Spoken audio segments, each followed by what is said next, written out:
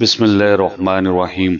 حضرت عبادہ بن صامت نے بیان کیا کہ نبی کریم صلی اللہ علیہ وسلم نے فرمایا، جو شخص رات کو بیدار ہو کر یہ دعا پڑھے، لا الہ الا اللہ وحدہ لا شریک لہ لہ الملک ولہ الحمد وہو علی کل شیء قدیر، الحمد للہ وسبحان اللہ ولا الہ الا اللہ واللہ اکبر ولا حول ولا قوة الا باللہ۔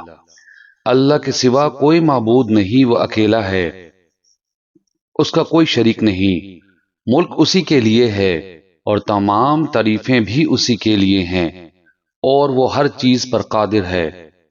تمام تعریفیں اللہ ہی کے لیے ہیں، اللہ کی ذات پاک ہے، اللہ تعالیٰ کے سوا کوئی معبود نہیں اور اللہ سب سے بڑا ہے۔ اللہ کی مدد کے بغیر نہ کسی کو گناہوں سے بچنے کی طاقت ہے نہ نیکی کرنے کی ہمت۔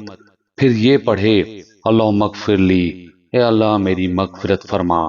یا یہ کہا کہ کوئی دعا کرے تو اس کی دعا قبول ہوتی ہے، پھر اگر اس نے وضو کیا اور نماز پڑھی تو نماز بھی قبول ہوتی ہے۔